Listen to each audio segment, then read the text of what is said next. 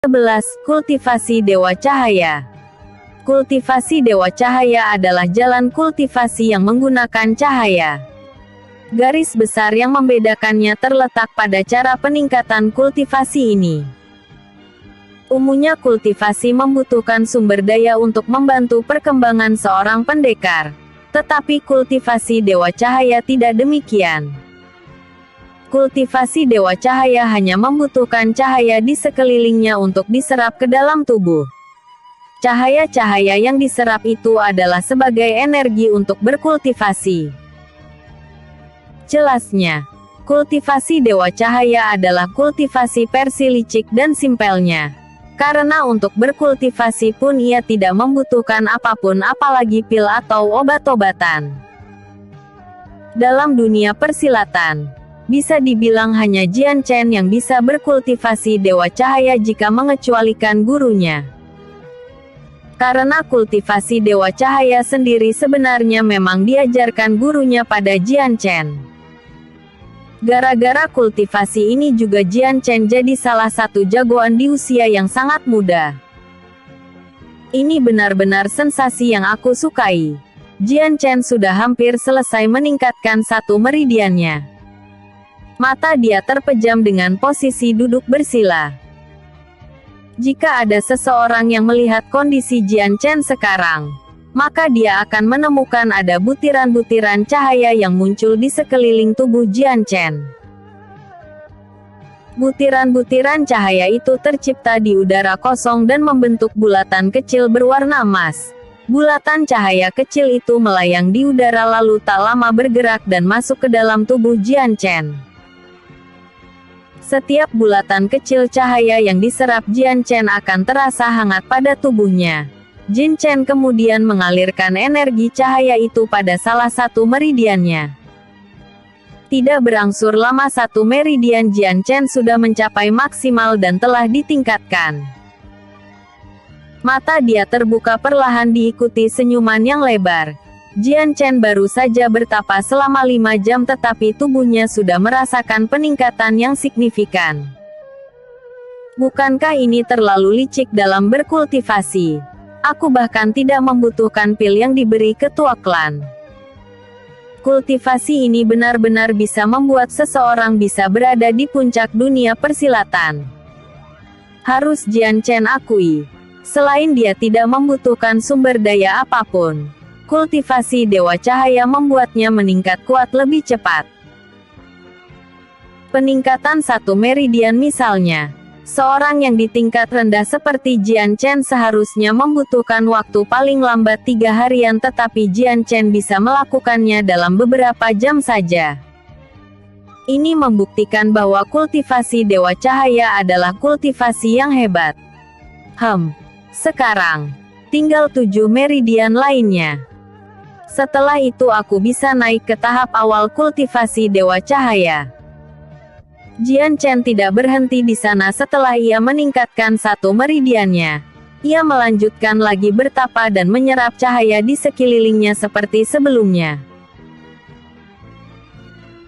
Jika menurut perkiraannya, Jian Chen bisa menaikkan kultivasinya paling cepat 5 hari tetapi karena Jian Chen tidak bisa berdiam diri di kamarnya selama itu, bisa membuat orang tuanya curiga. Jadi dia membutuhkan 10 hari hingga akhirnya bisa menaikkan kultivasi. Percikan petir tercipta di sekeliling Jian Chen sebagai tanda penorobosannya. Dia baru saja menyelesaikan peningkatan meridian terakhir lalu tiba-tiba tubuhnya mengeluarkan energi yang hebat. Akhirnya aku bisa ke tingkat ini. Dewa Cahaya Tanah. Jian Chen meraba tubuhnya yang terasa lebih kuat. Dewa Cahaya Tanah adalah alam paling bawah dari kultivasi Dewa Cahaya. Walaupun tahap paling rendah tetapi jika disamakan dengan kultivasi biasa, kekuatan Jian Chen sama dengan orang yang berada di ranah alam roh tingkat 4. Selanjutnya dari kultivasi Dewa Cahaya yang kedua adalah alam Dewa Cahaya Angin, Dewa Cahaya Besi, Dewa Cahaya Perak, dan Dewa Cahaya Emas. Jian Chen bisa saja sekarang mulai menyerap cahaya lagi untuk meningkatkan kekuatannya, tetapi syarat untuk ke alam Dewa Cahaya Angin memerlukan tenaga dalam yang lebih banyak.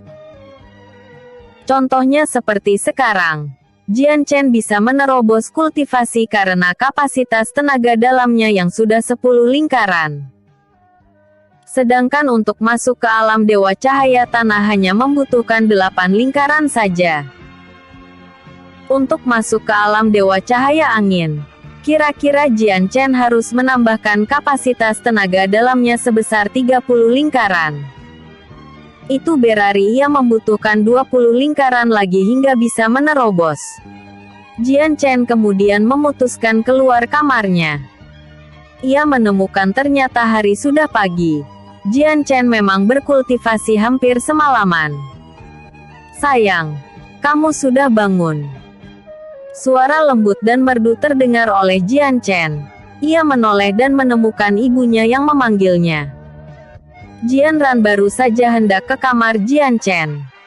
"Ibu pikir kamu belum bangun, makanya ibu ke sini." Jian Ran menghampiri anaknya namun matanya menyipit saat wajah Jian Chen terasa berbeda. "Cener, ada apa dengan matamu?" Jian Chen tersenyum tipis. Ia sudah menebak bahwa ibunya akan mempertanyakannya. Iris mata Jian Chen sekarang bukan lagi berwarna hitam seperti selayaknya melainkan berwarna emas. Ini disebabkan karena Jian Chen memakai kultivasi Dewa Cahaya. Di kehidupan sebelumnya, Jian Chen disebut-sebut sebagai pendekar mata emas karena memang warna matanya berwarna emas. Di dunia persilatan, tidak ada seorang pun mempunyai iris warna seperti itu. Hanya Jian Chen saja. Sebenarnya Jian Chen juga tidak terlalu memahami perubahan warna mata tersebut, tetapi menurut gurunya, ini disebabkan karena tubuh Jian Chen menyerap cahaya. "Aku juga tidak tahu, Bu. Saat tadi bangun, aku sudah menemukan warna mataku seperti ini. Kurasa ini karena disebabkan penyerapan permata siluman." Jian Chen sudah menyiapkan alasannya. Jadi dia tidak terlalu panik saat ibunya bertanya. "Permata siluman? Apakah dari ketua klan itu?" Jian Chen mengangguk. Alasan ini memang sedikit masuk akal. Karena dulu ada beberapa berita bahwa permata siluman yang diserap akan memiliki efek samping seperti perubahan pada tubuh. Ada permata siluman tertentu ketika diserap tubuh seseorang ia akan menimbulkan perubahan fisik. Misalnya kalau permata siluman serigala yang diserap maka orang yang menyerapnya muncul taring. Atau misal itu siluman badak. Ia memunculkan tanduk di dahinya. Keadaan ini sebenarnya jarang terjadi tetapi bukan berarti tidak pernah sama sekali. Jian Ran kemudian memanggil suaminya yang mungkin bisa lebih memahami apa yang terjadi pada anaknya. Jian Wu begitu terkejut saat sampai dan melihat mata Jian Chen sudah berwarna emas. "Cener, apakah matamu sakit?" Jian Wu bertanya dengan intonasi sedikit cemas. "Tidak ayah, mataku baik-baik saja." Jian Chen tersenyum. "Pandanganmu masih jelas, tidak buram." Jian Wu memastikan kesehatan mata Jian Chen. Jian Chen berulang-ulang menggeleng. Dia mengatakan bahwa tidak ada pengaruh apapun walau warna matanya berubah. "Aku pernah mendengar berita ini tetapi baru melihat permata siluman bisa mempengaruhi tubuh seseorang." Jian Wu menjelaskan pada istrinya yang terlihat masih khawatir. "Raner, tidak usah dikhawatirkan. Mungkin Jian Chen memang sudah ditakdirkan bermata emas. Bukankah dia jadi lebih tampan dengan mata seperti itu?" Penjelasan Jian Wu sebenarnya tidak mengusir kekhawatiran Jian Ran tetapi setidaknya dia bisa bernafas lega karena Jian Chen tidak kenapa-napa. Jian Ran juga setuju tentang pendapat suaminya. Mata emas Jian Chen terkesan sangat cocok dan indah. Bahkan membuat wajah anaknya lebih rupawan. "Cener, kau mau berlatih lagi sama ayah siang ini?" Jian Wu berusaha mengubah topik pembicaraan takut Jian Ran membahas ini lebih jauh. Jian Chen mengangguk mantap. Aku justru tidak sabar, Ayah. Jian Wu tertawa mendengar anaknya begitu semangat. Ia mengacak rambut Jian Chen, sedangkan Jian Ran menggelengkan kepala. Menurutnya beberapa hari ini, suami dan anaknya ini terlalu berlebihan kalau soal latihan. Latihan tetap latihan, tetapi jangan lupa makan sebelum dan sesudahnya. Jian Ran memperingati keduanya. Jian Wu dan Jian Chen saling pandang sesaat sebelum meletakkan tangannya di kepala. Siap bos. Kalian ini. Jian Ran melotot, membuang wajah sambil mengembungkan pipinya. Ia berpura-pura marah tetapi dalam hatinya tersenyum bahagia. Catatan. Kultivasi umum. Alam roh 1-9. Alam jiwa 1-9. Alam kehidupan 1-9. Alam bumi 1-9. Alam hampa 1-9. Alam langit 1-9. Des. Kultivasi Dewa Cahaya. Dewa Cahaya Tanah. Dewa Cahaya Angin. Dewa Cahaya Besi. Dewa Cahaya Perak. Dewa Cahaya Emas. 12. Meridian. Cener. Kemampuanmu meningkat lagi. Jian Wu tersenyum tipis. Saat tadi pagi Jian Wu dikejutkan dengan iris mata anaknya yang berubah, kini kemampuan Jian Chen tak kalah mengejutkannya. Jian Chen hampir mampu mengimbangi kemampuan berpedang ayahnya hari demi hari. Bahkan hari ini, kemampuan Jian Chen meningkat drastis. Jian Wu mulai mempertimbangkan bahwa bola pembaca jiwa waktu lalu ternyata salah menilai bakat seseorang. Buktinya bakat anaknya ini bisa meningkat di luar nalar. Di sisi lain, Jian Chen tertawa kecil melihat reaksi ayahnya. Ia mulai menikmati wajah keterkejutan ayahnya terhadap kemampuan berpedangnya. Jian Chen mengayunkan pedang kayunya sekali lagi. Kali ini ia menggunakan teknik yang ayahnya ajarkan beberapa saat tadi. Penembus awan. Ayunan pedang kayu Jian Chen bergerak cepat secara tiba-tiba yang tak bisa dihindari ayahnya. Jian Wu buru-buru mengangkat dan menahan ayunan pedang itu. Wajah Jian Wu berkerut merasakan tangannya terasa kebas. Dia tahu anaknya tidak menggunakan tenaga dalam tetapi tidak menyangka tenaga fisiknya juga kuat. Cener. Tenagamu juga bertambah kuat. Jian Wu tersenyum pahit. Jian Wu merasa bahwa saat kemarin berlatih dengan anaknya, kekuatan tenaga fisik Jian Chen tidak sekuat ini. Dia berpendapat mungkin tahap kultivasi Jian Chen naik menjadi alam roh tingkat 2. Jika Cener benar menaikkan kultivasinya, seharusnya alam roh tingkat 2 tidak sekuat ini. Jian Wu mencoba melihat kultivasi anaknya namun tidak berhasil. Umumnya, kultivasi seseorang memang bisa dibaca oleh orang yang mempunyai kultivasi di atasnya. Tapi Jian Chen tidak demikian. Seolah kultivasinya memang tidak bisa dilihat oleh orang lain. Hal ini sebenarnya disebabkan karena Jian Chen menggunakan kultivasi berbeda. Kultivasi Dewa Cahaya hanya bisa dilihat oleh orang yang menggunakan kultivasi Dewa Cahaya juga. Serangan demi serangan Jian Wu terima. Ia memang tidak menyerang balik karena dari awal menyuruh Jian Chen agar terus menyerangnya. Pola latihan ini sebenarnya bertujuan untuk melihat batas Jian Chen dalam berpedang. Seandainya Jian Wu tahu bahwa Jian Chen memiliki kemampuan berpedang lebih dari dirinya, mungkin ia tidak akan menggunakan pola latihan seperti ini. Kita sudahi latihannya, Cener. Jian Wu merasa puas dengan perkembangan Jian Chen. Dia tidak tahu penyebab perkembangan anaknya jadi lebih kuat, namun jika itu mengarah pada hal baik, Jian Wu tidak masalah. Keduanya akhirnya memutuskan untuk beristirahat di beranda rumah. Jian Ran menghampiri saat tahu latihannya selesai. Ia membawakan air minum untuk suami dan anaknya. Cener, untuk besok ayah ada pekerjaan mengawal rombongan pedagang yang akan ke ibu kota. Jadi tidak bisa melatihmu. Kamu bisa berlatih bersama ibumu atau mungkin istirahat. Jianwu sebagai seorang pendekar bayaran, sudah biasa akan seperti ini setiap bulannya.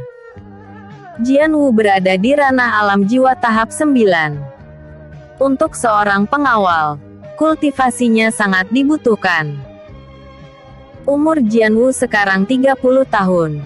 Mungkin hampir sekitar 1 tahun lagi dia bisa mencapai ranah alam kehidupan jika berlatih atau mengonsumsi sumber daya yang cukup. Sedangkan untuk kultivasi Jianran, dia berada di ranah alam jiwa tahap 4. Jianran memang seorang pendekar tetapi setelah dia menikah, kultivasinya terhenti. Jianran memilih memfokuskan menjadi seorang ibu rumah tangga. Tidak ada yang bisa aku ajarkan pada Cener, suamiku. Aku bisa melihatnya hanya soal waktu teknik berpedangnya mengimbangi atau bahkan melebihimu. Jianwu mengangguk. Ia juga menyadari potensi anaknya. Setidaknya kamu ajarkan teknik tangan kosong. Aku belum mengajarkan hal itu pada Cener. Nanti aku ajarkan. Jianran kemudian menoleh pada anaknya yang tengah minum. Cener, kamu berlatih besok sama ibu. Baik, ibu. Jian Chen tersenyum semangat. Hal inilah yang ingin ia tunggu. Mungkin bagi orang tuanya, Jian Chen sangat berbakat di bidang berpedang tetapi Jian Chen sebenarnya tidak condong ke sana. Dirinya adalah pengguna tangan kosong. Memiliki banyak teknik yang sebelumnya diajarkan oleh gurunya bahkan teknik tertinggi. Setahu Jian Chen, ibunya lebih ahli bertempur di bidang tangan kosong dibanding ayahnya. Hal itulah kenapa Jianwu menyuruh Jianran agar mengajarkan dirinya. Cener, sepertinya ayah belum memberikan hadiah atas pencapaianmu yang telah membuka gerbang kultivasi minggu lalu. Bukankah itu hadiah dari ibumu? Jianwu menunjuk kalung di leher Jian Chen. Jian Chen mengangguk. Entah kenapa rasanya Jian Chen berharap ayahnya memberikan hadiah juga. Apakah kamu mengharapkan permata siluman? Jianwu tertawa seolah tahu isi pikiran anaknya.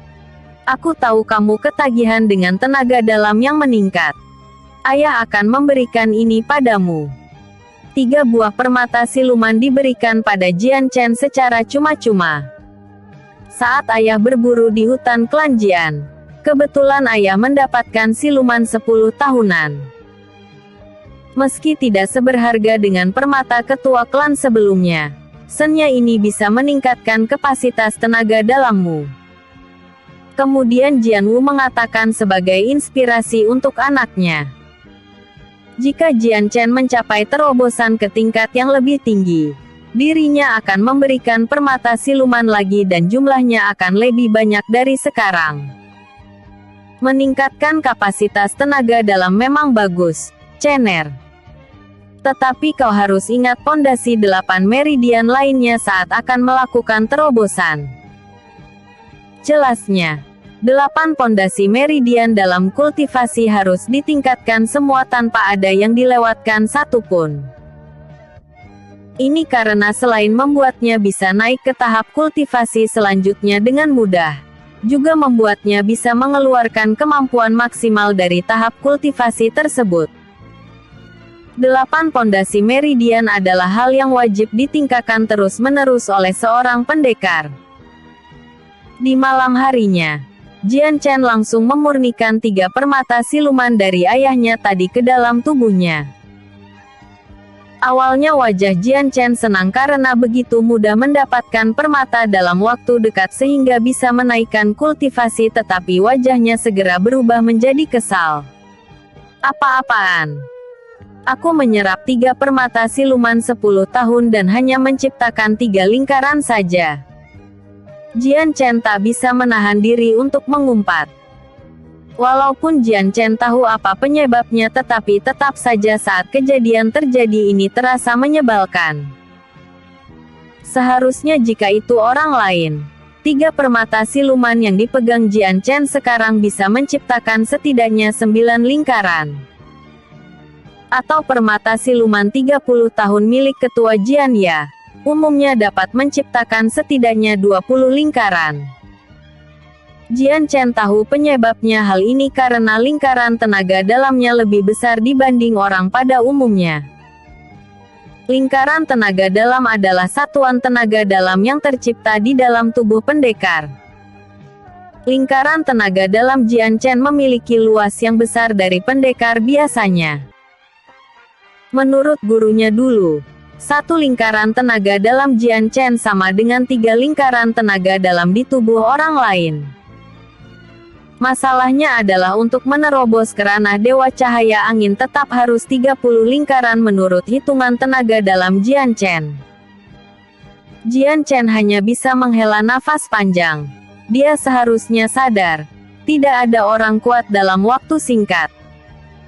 Mungkin butuh beberapa tahun hingga dirinya bisa mencapai kekuatan yang dulu lagi.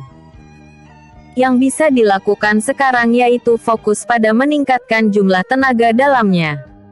Jian Chen punya tujuan untuk itu, yaitu ia harus berburu siluman. Jian Chen berencana akan berburu siluman. Jian Chen keluar dari jendela dan mendarat di atas genteng secara perlahan tanpa suara.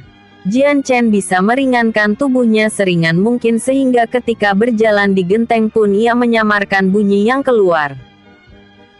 Malam ini Jian Chen sudah membulatkan tekad dan berencana akan menuju hutan klan Jian berada. Hutan ini berada di kaki gunung yang berdekatan dengan perbatasan klan Jian. Jian Chen berjalan di atap rumah-rumah saat menuju hutan. Ini dilakukan agar dirinya tidak diketahui oleh orang lain atau penduduk yang masih terbangun. Di klan Jian, selalu ada pengawas yang berpatroli ketika waktu tengah malam tiba. Mereka akan menyelusuri setiap daerah di klan Jian sampai pagi hari tiba. Dengan teknik khusus meringankan tubuhnya, Jian Chen tidak terdeteksi oleh penjaga-penjaga itu, bahkan hawa keberadaannya pun tak terasa. Jian Chen terus bergerak hingga setengah jam kemudian ia akhirnya sampai di perbatasan hutan. Jian Chen mendarat di salah satu dahan pohon terlebih dahulu untuk mengambil nafas sebentar. Ku dengar, hutan klan Jian ini adalah sumber daya untuk para pendekar karena memiliki banyak siluman. Jian Chen belum pernah memasuki hutan klan Jian bahkan di kehidupan sebelumnya. Tetapi menurut rumor yang beredar, siluman di hutan ini sangatlah banyak dan berbagai macam ras. Para penduduk di klan Jian kadang memasuki hutan ini hanya seperlunya saja. Kalau tidak untuk kebutuhan ekonomi, setidaknya mereka berburu untuk makan. Lagian tidak semua penduduk bisa memasukinya.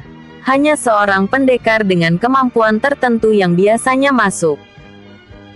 Ini karena hutan klan Jian juga berbahaya yang ditempati banyak hewan buas dan siluman. Setelah beristirahat sebentar, Jian Chen mulai melangkah ke dalam hutan melompati setiap dahan yang ada. Sekitar 1 kilometer berlalu langkah kaki Jian Chen terhenti karena melihat sesuatu. Seekor kelinci yang telah berubah menjadi siluman sedang berkeliaran mencari makanan. Kelinci itu berbeda dengan kelinci pada umumnya. Di atas kepalanya terdapat sebuah tanduk yang tajam. Jian Chen mengamati kelinci itu sebentar dari atas dahan. Ia tidak harus buru-buru memburunya melainkan membuat strategi agar bisa menangkapnya. Sayangnya, saat Jian Chen memutar otaknya memikirkan itu, kelinci bertanduk tersebut sudah menyadari keberadaan Jian Chen. Merasa ada yang mengamati, kelinci itu langsung melompat cepat bergerak menjauh dari Jian Chen. Sial! Jian Chen berdecak kesal. Padahal ia sudah berhati-hati agar tidak menimbulkan suara, tetapi pendengaran kelinci itu terlalu tajam. Jian Chen melompat ke tanah lalu mulai mengejar kelinci tersebut. Kelinci yang telah menjadi siluman, selain mempunyai tanduk juga memiliki lompatan yang jauh dan cepat. Jian Chen bahkan harus menggunakan tenaga dalam untuk bisa mengimbangi kecepatan kelinci itu. Jarak antara keduanya semakin dekat sampai akhirnya karena merasa tidak bisa lepas dari yang memangsanya. Kelinci itu berbalik tiba-tiba dan melompat ke arah Jian Chen. Kelinci itu menggunakan tanduknya untuk menyerang Jian Chen. Meski sedikit terlambat dengan gerakannya yang tiba-tiba berubah, Jian Chen masih bisa menghindarinya. Kelinci itu tidak berhenti di sana. Ketika kakinya mendarat di tanah, ia melompat lagi ke arah Jian Chen dengan tanduk tajamnya yang terhunus. Jian Chen tersenyum sinis. Kali ini dia sudah siap. Jian Chen menghindar ke samping lalu menggunakan pisau kecilnya dan menebas leher kelinci tersebut. Kepala kelinci itu terpisah. Jian Chen lalu mengambil sesuatu di tubuhnya berupa benda padat yang tak lain adalah permata silumannya. Permata itu sangat kecil dan kepadatannya rendah. Itu karena kelinci tanduk itu adalah hewan yang baru memasuki evolusi siluman.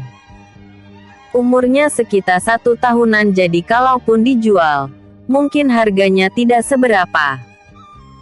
Siluman kelinci bertanduk juga sebenarnya adalah siluman yang paling umum ditemui. Pendekar-pendekar yang kemampuannya sudah tinggi bahkan tidak berminat memburunya. Jian Chen memburunya karena beberapa sebab. Pertama, karena kekuatannya yang sekarang terbilang lemah. Kedua, Jian Chen tidak dalam posisi memilih. Jian Chen tidak punya waktu terus berada di dalam hutan, jadi siluman apapun yang terlihat akan diburu olehnya. Untuk menghindari sesuatu yang tidak diinginkan, Jian Chen kembali melompat ke atas dahan pohon. Jian Chen beristirahat lagi sambil memulihkan tenaganya. Dulu, membunuh siluman kelinci ini mungkin seperti menginjak semut bagiku, tetapi sekarang dengan kekuatanku ini mengejar kelinci saja sudah menguras setengah dari tenaga dalamku. Kekuatan Jian Chen yang sekarang memang terlalu kecil jika membandingkan dengan kekuatannya yang dulu. Mungkin baru 3% yang ia capai. Jian Chen kemudian mulai mengatur nafasnya dengan tenang. Tubuhnya menyerap esensi alam ke dalam tubuh dan menjadikannya sebuah tenaga dalam. Setengah jam berlalu, mata Jian Chen akhirnya terbuka setelah tenaga dalamnya pulih semula. Jian Chen kemudian mengeluarkan permata siluman yang sebelumnya didapatkan. Ia menggenggam di salah satu tangan dan mulai menyerapnya. Tidak butuh waktu lama hingga permata itu berubah menjadi batu kecil biasa. Kini kapasitas tenaga dalam Jian Chen bertambah walau sangat sedikit. Dengan permata usia 1 tahun, hanya 1/10 lingkaran tenaga dalam yang terbentuk. Jian Chen menggelengkan kepala. Itu berarti untuk membentuk 1 lingkaran tenaga dalam Jian Chen harus memburu 10 kelinci bertanduk lagi. Sedangkan dia pasti tidak angguk semalaman memburu 10 kelinci. Paling banyak pun hanya 3 atau 2 ekor yang bisa didapat. Perjalanan kultivasiku masih panjang. Jian Chen tersenyum tipis. Mungkin karena pernah di ranah yang tinggi dalam berkultivasi, Jian Chen menjadi tidak sabaran untuk tumbuh cepat dan menjadi pendekar kuat lagi. Jian Chen memang harus memburu banyak lagi permata siluman. Karena hanya inilah satu-satunya jalan sekarang untuk bisa menjadi kuat lebih cepat. Jian Chen memfokuskan memburu lagi. Ia tidak berpindah tempat dari dahan pohonnya melainkan berencana untuk menunggu daripada mencari. Sambil menunggu juga, Jian Chen memanfaatkan waktunya untuk meningkatkan meridiannya. Jian Chen duduk bersila dengan mata terpejam. Seketika butiran cahaya tercipta di sekitar Jian Chen yang segera masuk dan diserap ke dalam tubuhnya. Walau matanya terpejam tetapi kesadaran Jian Chen masih ada. Jian Chen berkultivasi sambil mengamati lingkungannya, takut ada kelinci lagi yang lewat dan ia akan memburunya langsung. Ketika waktu mendekati subuh, Jian Chen akhirnya berhasil mendapatkan 2 kelinci lainnya lagi. Tubuhnya meningkat kuat seiring dengan batu permata dan cahaya yang diserap ke dalam tubuhnya. Walaupun hanya bertambah sedikit peningkatannya, setidaknya ia bisa meningkatkan kekuatannya daripada berdiam diri. Jian Chen harus kembali ke rumahnya saat di ujung cakrawala tersamar cahaya matahari. Jian Chen tidur 1 jam untuk menyegarkan tubuhnya. Setelah itu ia bergegas menuju rumahnya. Jian Chen mungkin akan terus melakukan rutinitas seperti ini selama beberapa tahun ke depan. Ketika usianya 14 tahun, Jian Chen akan dimasukkan ke dalam Akademi Pusat Provinsi oleh orang tuanya sehingga ia bersiap juga akan hal itu. Episode sebelumnya, Eps 12, Meridian. Episode berikutnya, Eps 14, Peningkatan. Terpopuler. Selain siluman kelinci, Jian Chen juga memburu siluman lain yang setingkat dengan kekuatan kelinci tersebut. Seiring kapasitas tenaga dalamnya bertambah dan cahaya yang diserap pada meridiannya semakin kuat, Jian Chen mulai memburu siluman ke tahap yang lebih kuat dan besar. Jian Chen kadang bisa memburu siluman rusa bermata biru yang berumur 4-5 tahunan. Kadang kalau dirinya beruntung, Jian Chen mendapatkan serigala yang besar.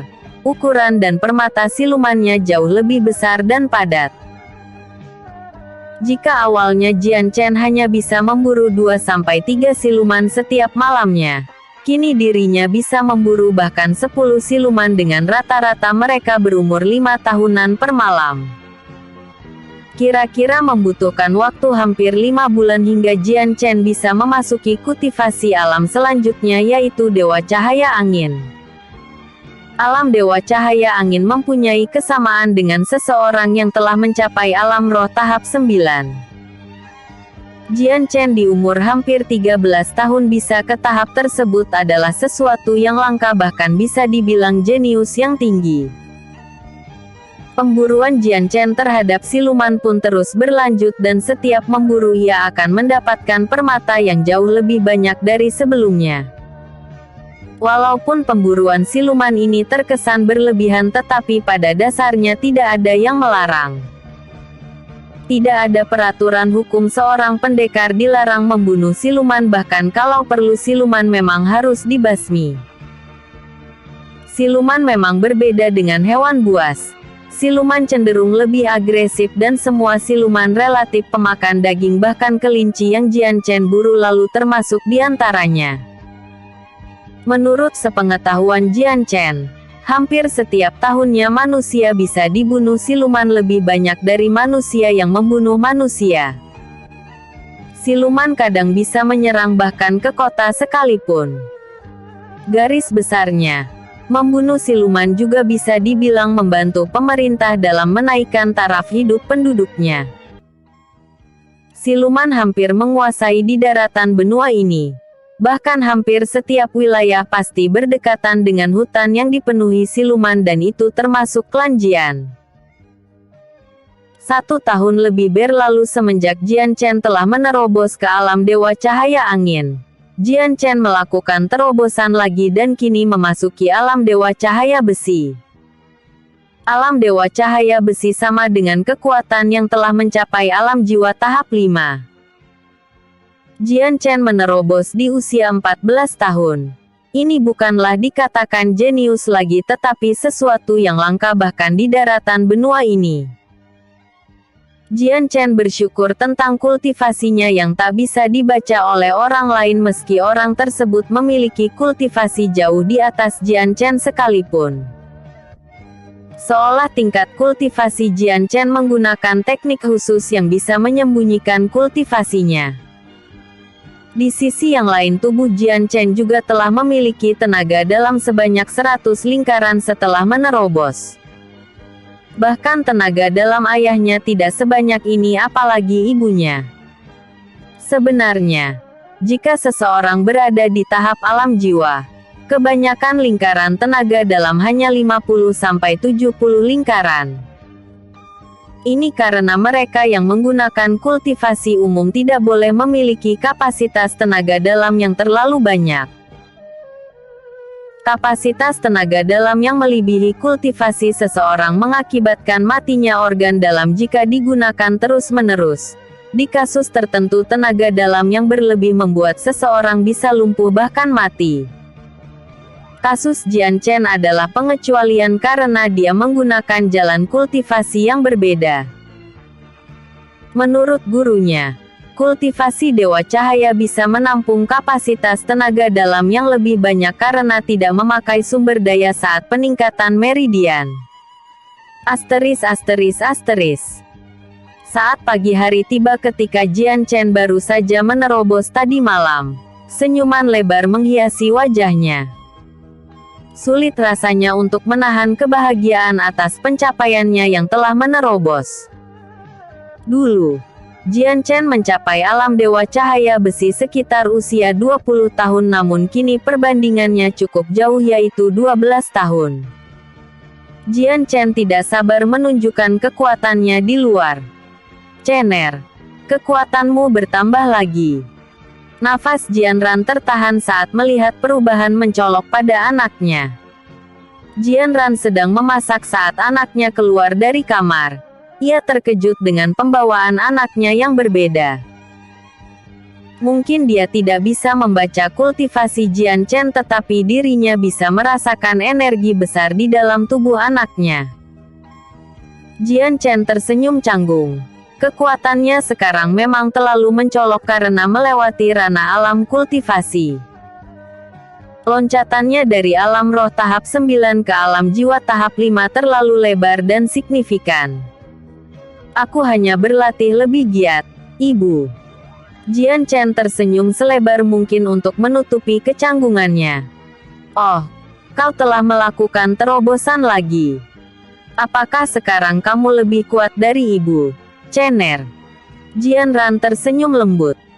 Jian Ran bukan tidak terkejut tetapi lebih tepatnya tidak ada penjelasan mengenai hal ini. Hampir 2 tahun berlalu kekuatan anaknya meningkat secara pesat dan selalu mengejutkannya.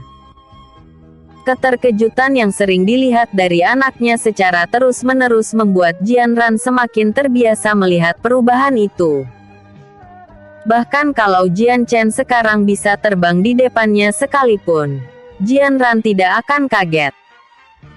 Di setiap malam, Jian Ran dan suaminya selalu berdiskusi tentang peningkatan Jian Chen yang tak wajar. Jian Wu hanya menjelaskan kalau Jian Chen memiliki elemen yang langka. Alasan itulah yang membuatnya memaklumi perkembangan Jian Chen. Kemudian alasan lainnya yang masuk akal adalah karena Jian Chen bukanlah anak dari keduanya. Bisa saja Jian Chen memiliki latar belakang yang tidak biasa. Kekuatannya yang sekarang boleh jadi adalah hal yang dimaklumi dalam keluarganya. Sayangnya dua alasan itu tidak benar. Karena Jian Chen sekarang adalah manusia yang telah kembali ke masa depan. Ibu, di mana ayah? Jian Chen tidak tahu harus menjawabnya seperti apa sehingga ia mengalihkan topik ke hal lain. Ayah sedang ke pusat desa. Ada seseorang yang harus ditunggu. Jian Ran menyipitkan matanya. Cener, apakah kau lupa bahwa Ketua Ya akan mampir ke sini lagi? Ketua Ya yang dimaksud adalah Jian Ya, pemimpin klan Jian. Kunjungannya ke rumah Jian Chen bukanlah hal pertama lagi. Sebenarnya Jian Ya memang sering bertamu ke semua rumah penduduk. Niat asli dari tindakan ini supaya mengetahui tidak ada keluarga klan Jian yang sengsara atau kelaparan. Jian Chen menggaruk kepalanya sebelum dia tersenyum canggung. Dasar kamu ini. Sudah ibu ingatkan kemarin kalau ketua klan kita akan datang. Jian Ran mulai mengomel karena anaknya belum melakukan persiapan yang dia suruh. Untungnya di saat omelan tersebut suara ayahnya datang sehingga omelan ibunya jadi berhenti. Jianran buru-buru membuka pintu dan mendapati suami dan Jianya sudah sampai. Jianran mempersilahkan Jianya untuk masuk ke ruangannya yang sudah disiapkannya kemarin. Memang kedatangan Jianya sebagai pemimpin klan akan selalu disambut manis. Jianya selain ingin menjalin hubungan baik dengan keluarga Jian Chen juga ingin melihat perkembangan anak itu. Sampai sekarang pun, Jianya tidak bisa melupakan tentang bakat Jian Chen yang telah memecahkan kaca pembaca jiwa. Di saat itulah Jianya menyadari ada perubahan pada Jian Chen yang tengah ada di belakang ibunya. Selain merasakan kekuatan anak di depannya bertambah kuat, dari segi fisik tubuh Jian Chen juga berubah. 2 tahun lalu, seingat Jianya tubuh Jian Chen memiliki tinggi badan yang pendek bahkan dari usia wajarnya. Sekarang bukan hanya tinggi badannya yang bertambah tetapi perawakan Jian Chen terlihat jadi lebih gagah. Yang paling mencolok dari Jian Chen adalah warna iris matanya yang berwarna emas. Jianya bahkan sedikit sulit berpaling dari mata emas itu. Seakan ada pesona yang membuatnya ingin menatapnya terus. Episode sebelumnya, Eps 13. Berburu siluman. Episode berikutnya, Eps 15. Kekaisaran Naga. Pelan saat ketua klannya memandang anaknya tanpa berkedip. Gadis itu sedikit salah tingkah saat menyadari tindakannya sedangkan Jianwu tersenyum penuh makna. Bagaimanapun keadaannya, ketua klannya itu tetaplah seorang gadis. Tidak mengherankan kalau dia bisa tertarik lawan jenis, hanya saja Jian Chen terlalu muda untuknya. Bukankah Chener sekarang sudah berumur 14 tahun? Jianya berusaha bersikap seanggun mungkin. Ia melanjutkan topik pembicaraan sebelumnya. Untuk seusianya dia sudah mencukupi untuk masuk ke akademi di ibu kota. Tapi sayangnya, ketua ya, tidak bisakah Anda membawa satu orang lagi? Membawa Chener ke sana? Jianya tersenyum tipis. Aku tidak bisa pilih kasih untuk membawanya ke sana, tetapi jika senior Wu ingin aku memilihnya masuk akademi, dia harus layak untuk masuk ke sana. Selalu ada kuota per tahunnya pada setiap klan untuk memasukkan seseorang ke dalam akademi. Di tahun ini Jianya telah memilih anak-anak itu dan sekarang kuotanya telah penuh. Jianya tidak memilih Jian Chen karena terlalu muda. Biasanya dirinya akan menunjuk anak berusia 15-17 tahun terlebih dahulu. Layak. Jadi Chener masih ada harapan untuk masuk. Merasa ada pengecualian, Jianwu menjadi punya harapan kembali. Jianya mengangguk. Aku harus mengetes kemampuannya dengan bertarung langsung denganku. Jika Chener memiliki kemampuan yang sesuai dengan kriteriaku, tidak sulit untuk memasukkannya ke akademi. Mendengar itu pandangan Jianwu beralih pada istrinya untuk meminta pendapat. Jianran mengangguk pelan dan menyetujuinya. Chener, kau bisa. Jianwu lalu menoleh pada anaknya yang segera diangguki olehnya. Jianya dalam hati tertawa kecil. Sebenarnya maksud utama dirinya ke sini adalah ingin melihat dan mengetes kemampuan Jian Chen. Di samping halaman tempat biasa Jianwu berlatih, kini Jianya dan Jian Chen tengah saling berhadapan. Jian Chen telah diberitahukan hari sebelumnya oleh orang tuanya ada kemungkinan ia harus menunjukkan kekuatannya di depan Jianya. Chener, kau bisa memulainya terlebih dahulu. Aku akan melihat kemampuanmu dulu. Jian Chen mengangguk. Kalau begitu mohon bimbingannya ketua. Jian Chen bergerak maju sambil memberikan serangan tangan kosong. Dengan menggunakan pukulan dan tendangannya Jian Chen bisa membuat Jianya jadi waspada. Tarian bunga lotus. Mata Jianya terbuka lebar saat mengenali teknik yang digunakan Jian Chen. Ia melihat ke sisi lain tepat ke arah Jian Ran yang tengah menonton karena ini adalah teknik yang berasal darinya. Jadi, Chener ini seorang ahli tangan kosong. Kupikir dia akan menjadi ahli pedang seperti ayahnya. Jianya berpikir sambil menghindari serangan Jian Chen dengan mudah. Bukan karena Jian Chen tidak benar menggunakan tekniknya, lebih jelasnya Jianya sudah hafal teknik tersebut. Bisa dibilang Jianya juga bisa menggunakan teknik itu, jadi dia tahu kelemahannya secara langsung. Di sisi lain, Jian Chen tersenyum tipis. Ia hanya bisa menggunakan ilmu bela diri yang diajarkan ibunya. Kalau bukan takut orang tuanya curiga, ia punya teknik yang mematikan yang membuatnya menang lebih mudah. Merasa sudah cukup menghindar, kini Jianya melepaskan serangan balasan yang membuat Jian Chen berubah posisi bertahan. Serangan demi serangan Jianya tunjukkan, namun setelah beberapa saat tidak ada yang bisa mengenai Jian Chen. Bahkan seolah Jian Chen menghindari serangan itu dengan mudah. Jianya bahkan sudah serius menggunakan ilmu tangan kosong terbaiknya, tetapi tidak ada yang bisa menyentuh Jian Chen. Ada satu kemungkinan tentang hal ini, yaitu karena lawannya memiliki pemahaman yang mendalam soal ilmu tangan kosong. Tentu saja Jianya tidak menggunakan tenaga dalam saat menyerangnya. Bukan hal sulit untuk mengalahkan Jian Chen kalau dalam pertarungan sebenarnya. Lagian ilmu tangan kosong bukan keahlian asli Jianya. Di sisi lain, Jian Chen terus menghindarinya dengan gerakan seminimal mungkin. Jian Chen mungkin tidak bisa menyerang lawannya, tetapi kalau menghindar baginya tidaklah sulit. Raner, aku tidak menyangka kamu akan melatih Chener sehebat ini. Dia bahkan bisa menghindari serangan ketua ya begitu mudah. Jian Wu yang menonton sangat takjub dan terkejut. Jian Ran tersenyum tipis, memilih tidak menjawabnya. Jikalau suaminya tahu di hari ia melatih Jian Chen, mungkin terkejutnya sekarang hanyalah permulaan.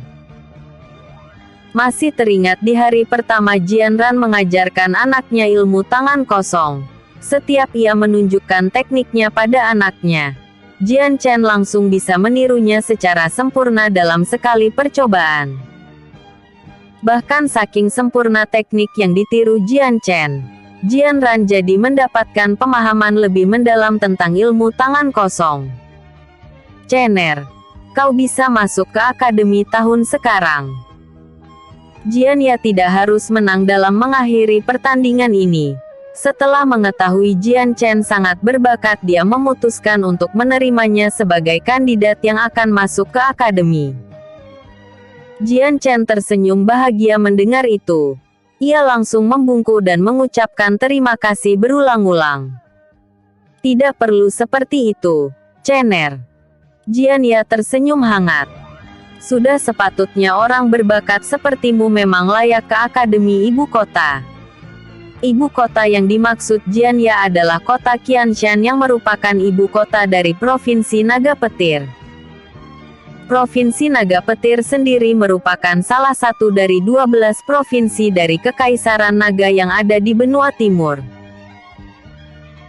Kekaisaran Naga adalah salah satu kekaisaran berbentuk kepulauan. Jika seseorang melihat wilayah Kekaisaran Naga dari jauh, maka mereka akan menemukan bahwa wilayah 12 provinsi seperti pulau-pulau yang saling berdekatan dan melingkar dengan satu pulau ada di tengahnya. Ada 12 pulau yang dimana setiap pulau itu adalah sebuah provinsi. Seperti Provinsi Naga Angin, Provinsi Naga Tanah, Provinsi Naga Es, dan Provinsi 8 lainnya. Tempat Jian Chen sekarang adalah Provinsi Naga Petir. Ada satu pulau yang memiliki wilayah yang cukup besar di tengah-tengah 11 pulau yang mengelilinginya. Pulau itu adalah Provinsi Naga Api, ibu kota dari Kekaisaran Naga. Di kehidupan sebelumnya Jian Chen pernah berkelana ke berbagai provinsi yang membuatnya mengenal dunia cukup luas. Provinsi yang ia tinggal saat ini bahkan memiliki luas yang tidak seberapa dengan provinsi lainnya. Jian Wu dan Jian Ran kemudian menghampiri setelah dirasa pertandingannya selesai. Mereka sudah mendengar bahwa Jian Chen telah diterima dan akan masuk akademi sehingga keduanya mengucapkan terima kasih sangat dalam. Memasukkan seorang anak ke akademi adalah sebuah kebanggaan pada orang tuanya. Jian Chen bahkan di umur 14 tahun sudah bisa memasukinya sedangkan umumnya harus 15 tahun. Tidak perlu sungkan. Bibiran. Senior Wu.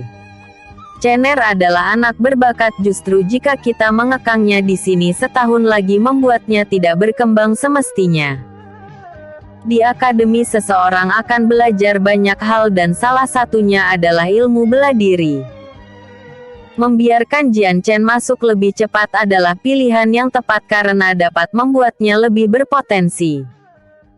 Kalau begitu Ketua Ya, bisakah Anda menghadiri jamuan makan malam? Istriku akan memasakkan yang enak sebagai rasa terima kasih kami. Jian Wu berucap sambil memberi hormat yang paling dalam. Benar Ketua Ya, bukankah Anda suka makanan laut? Aku akan memasaknya untukmu yang banyak. Jian Ran juga menambahi. Jian Ya sebenarnya ingin menolak tetapi melihat keluarga di depannya begitu tulus untuk menjamunya rasanya begitu sulit untuk menolak. Episode sebelumnya. Eps. 14. Peningkatan. Episode berikutnya. Eps. 16. Sebuah perasaan.